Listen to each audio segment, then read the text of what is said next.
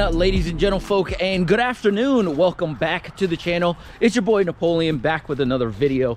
Today I think we're gonna try to get Sapphire off the lift. I don't know if it's gonna happen, but I do have a couple things that I did need to do, which I did. The only thing that is still on the fence right now is the intake. I gotta put the intake on, and I need to source what O2 sensor, rear O2 sensor that I need for this car, because there are two different ones for this car. If I'm not mistaken, I could be wrong, but I think it's honestly 4-pin, which is left to right 4-pin, or there could be a square 4-pin. I don't know exactly which one it is, but the fact that I have something you know, up in the car, I have to remove the one seat to actually get access to what I need. So give me 1 second. I gotta move the Evo 5 out. So 1 minute. All right, people. So now that I have the Evo 5 out, we haven't had an oil filter in this thing yet, nor have we had any oil put in this thing yet. So hopefully it does not leak all over the place. That would be fantastic. I still need to fill up the transmission, and I think that's really it. I think everything else is taken care of. Besides that, it like hits up against this thing here, so I'm gonna have to figure out something there. Eventually, I'll have to figure out something there. But as of right now, I'm gonna let this bad boy down. So, and I'm gonna put take the passenger seat and actually flip it so that I can actually go out and grab myself a O2 sensor, because I don't think that the O2 sensor is in the car.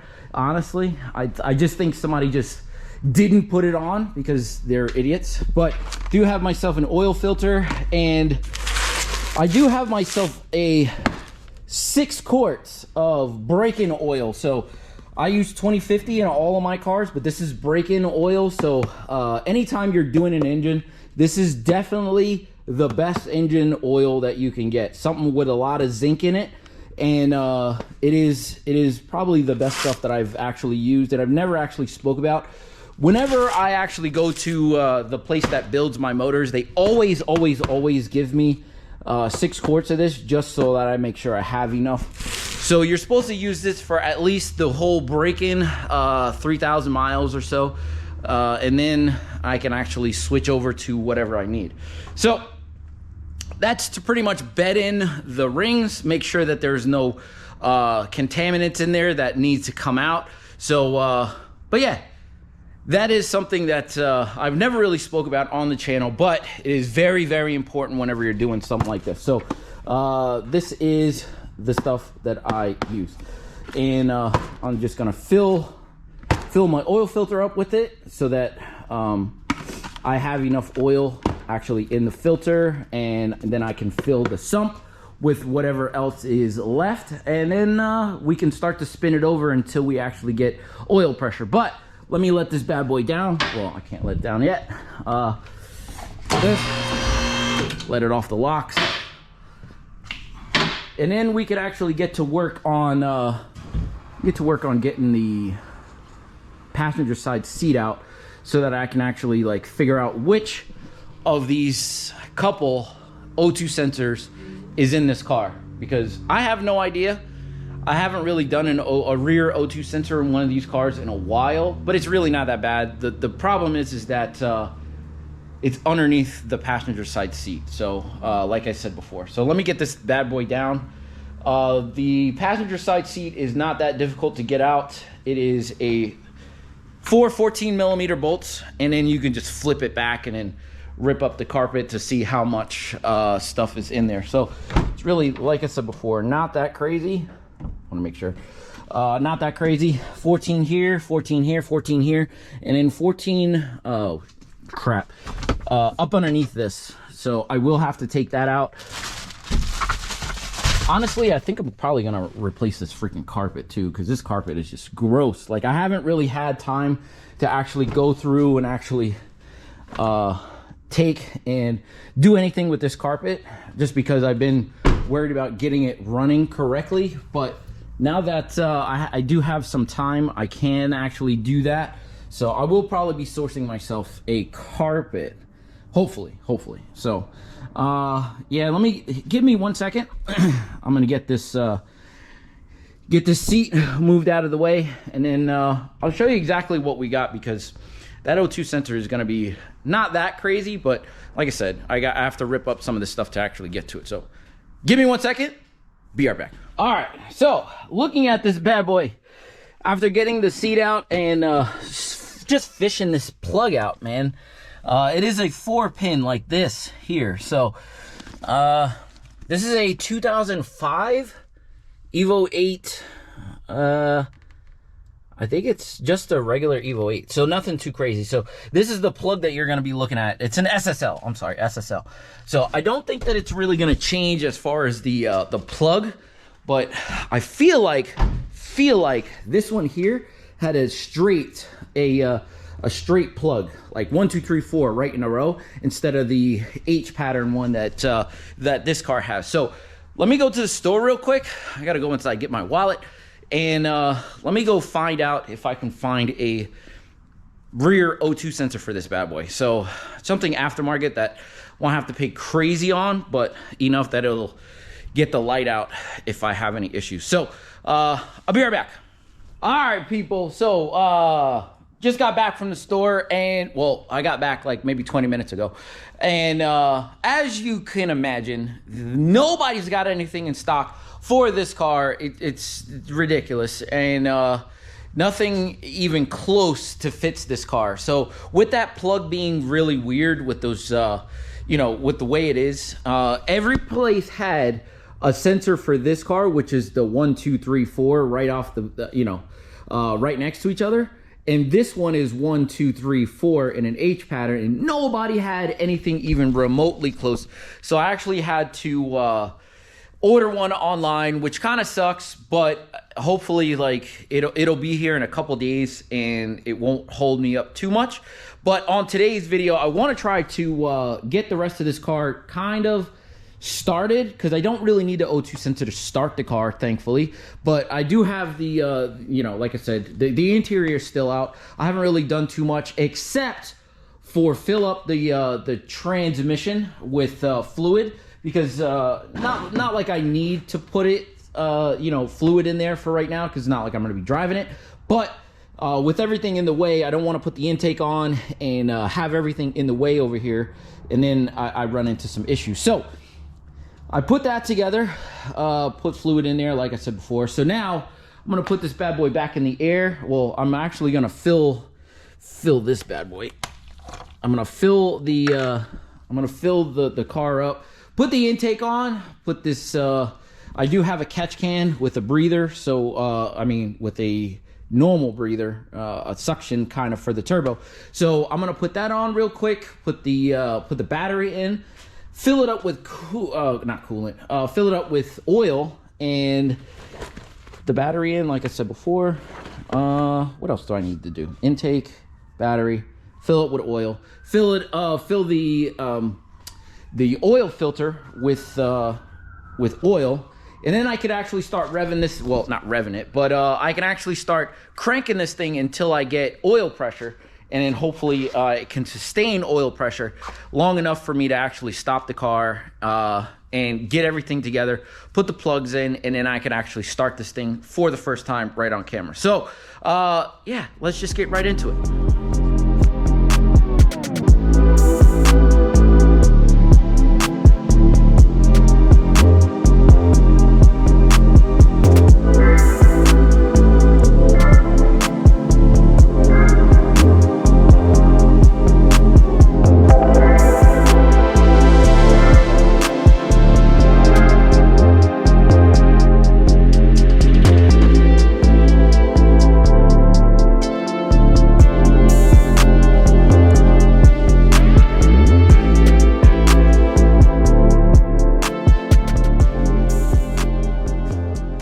Ladies and gentlemen, folks, so this is my 4th quart putting in this bad boy. So let me get my oil filter.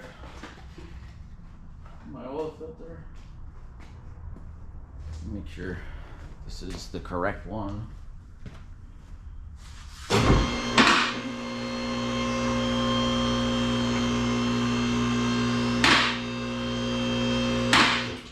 All right, so I'm pretty sure this is the right one. I think the number was different before. I got a M110A oil filter, but for some reason I thought it was different before. No, it fits. All right, so what I'm gonna do with this bad boy is I'm gonna fill it up with oil. Then I'm gonna fill the rest of it inside the car.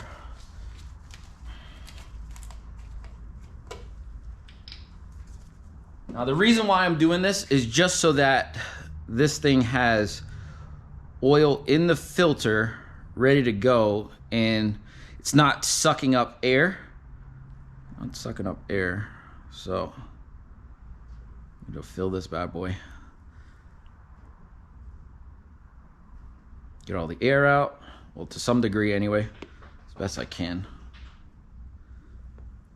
The main reason why you want to do this is whenever you're pulling from the sump, the car needs something to pull against. So it can't pull against air. So why I do this is just so that the filter has something to push on while the oil pump is actually pushing oil from the sump to the filter housing, so that it actually has something to push up against or pull up against, however you want to say it. So it's getting a good amount of it in there. But like I said, break-in oil is what you need. Like I said before, I use 2050 in all my cars for everything pretty much, except for the GTR. The GTR takes something weird. It takes like 1060 or something like that. No, 1040 is what I have up there. I have Motul. But they say it's a really good oil. So we're gonna do there. All right, so I have this thing mostly filled up. I think it's pretty good because I don't want to have it filled up to the top. Wow, it just keeps going. This thing is filled. All right, let me put this over here. And make sure you lubricate your seal. I don't think that's. I think that's something that's common practice. People know about. All right, now you're just gonna spin your oil cap on, oil filter.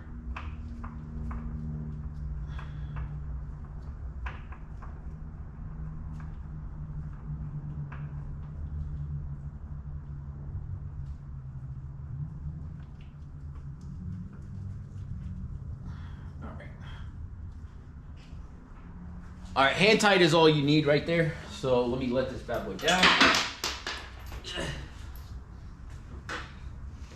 I'm gonna let this bad boy down. Let me check the oil, and then we can go inside and actually start cranking. So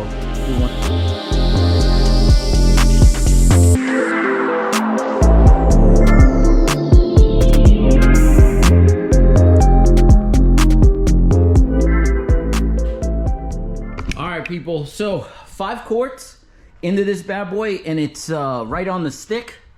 I don't see anything underneath that's leaking right now. So and then I filled the oil filter, the oil filter. So you open up this door. I know it's really bright outside. It is actually kind of nice, but hopefully I don't have anything. I do have some stuff. All right, battery is connected. I'm gonna move all this stuff over. All right, so let's see if we can't get. Ooh. All right, so looking at this bad boy, ooh, it's kind of on already, which is weird, but whatever. All right, there we go. All right, so oil pressure should be here, should be right here. So we're gonna see if we can't get oil pressure here.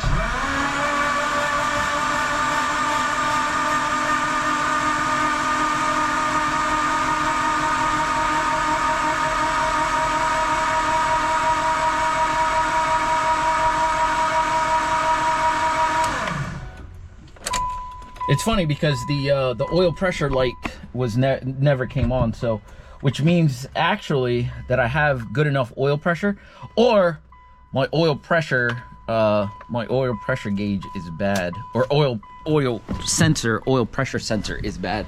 Either or, but it wasn't on, so it shouldn't really take that long, that much cranking to actually get this bad boy to actually go, because once it's actually on, oh, I was about to say I do smell fuel, but yeah, I totally forgot to unplug these bad boys. But yes, let me do this a couple more times, and then once I'm 100% happy about nothing going on, then I'll cut the camera back on, and then we can actually go for our first start and see how this thing sounds, because I don't think we'll have a problem, but I want to crank it over a couple more times. So give me 1 second, be right back.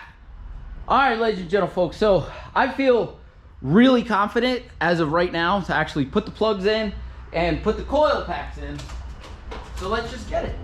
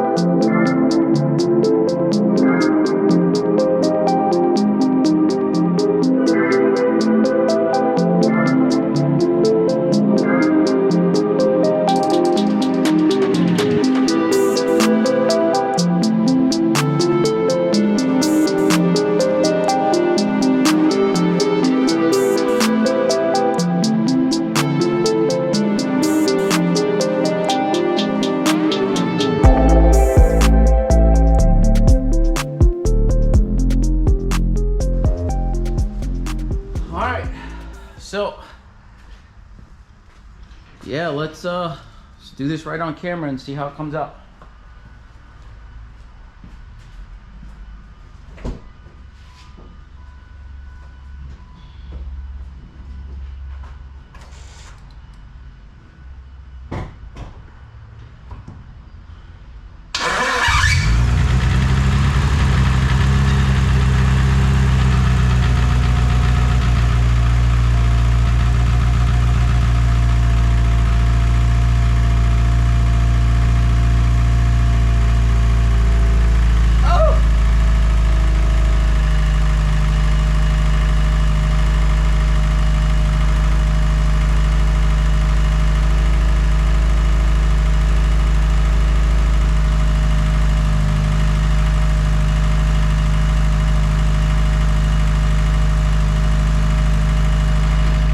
As you can imagine, the lifters need to get, there was probably no oil in the lifters, no oil anywhere, so I'm not gonna rev it, do anything crazy.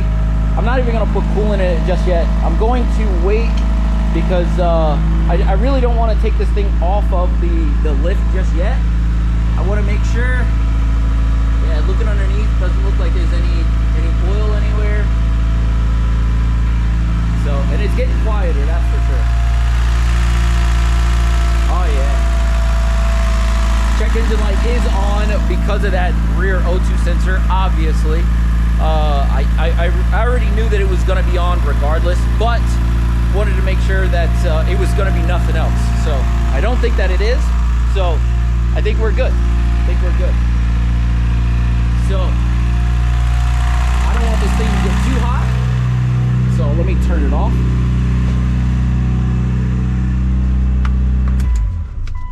I do think that that first little jump was mainly because I was cranking it just to make sure that we got oil pressure. But man, Sapphire is back up and going. So all I really need is honestly to make sure that there's no leaks on it, which I'm not gonna do today, even though it's really nice outside. I want to make sure I get that rear O2 sensor put on before I start doing anything crazy. I need to fill this bad boy up with what do you want to call that, power steering fluid, because you just got to remember, replace the power steering line. That could have had something to do with it as well. That pump is probably dry as all God knows what. So yeah, as of right now, it doesn't seem like I have anything underneath the car dripping, which is a very good thing. Very good thing. So this little bit here was because I dropped some of my transmission fluid underneath. But yeah, I'm going to lift it up just to make sure that I have nothing. Might as well take you guys along with me. And I want to make sure that I don't see anything that that could potentially be an issue in the near future. Again, this thing only ran for a couple minutes here, but it seems like everything is going to work out pretty good. I'm going to let it run outside after I fix this O2 sensor issue, and then we can actually start making this thing look good, sound good, feel good, and this and that. So let's look underneath here. Yeah, it doesn't, I don't see anything. This has been like this for a little bit, but I don't see anything that's crazy that I need to address as of right now. I always try to make sure that the oil return line doesn't leak, which this doesn't look like it's leaking. So you know what's crazy? Let me tell you something. I don't know how I can get Sapphire to not leak a drop so far. But yet I've had this car for 17 years or whatever the case is, and I just can't. I can't get it to stop leaking. So, but yeah, this is what I'm gonna leave this video off. Hopefully you enjoyed my first start, because I am super excited, and I cannot wait to start. I'm probably gonna drive this thing at least for a little bit to make sure all the kinks are out of it, and then I can actually put it to the side, probably put it outside or something like that, or underneath the carport or near the carport, just to make sure that you know, whenever I'm ready, I can actually wet sand the whole car, because that is part of the problem. I'm gonna wet sand the whole car, probably take the carpet out. I'm gonna see if I can find myself a good carpet for this car, and then get all the little bits here's and there's that I can see that are gonna be missing inside and outside. The one thing that I don't know if I'm gonna really do is the ASD pump.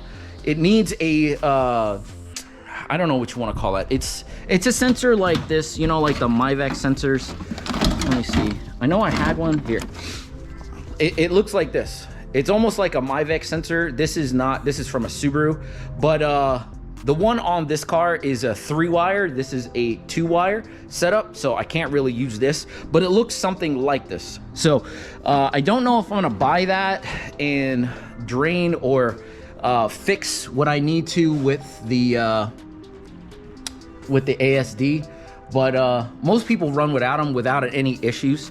So I might just run without it, and I'll just have the three lights on, and that'd really be it. But like I said, this is where I'm gonna leave this video. Hopefully you enjoyed.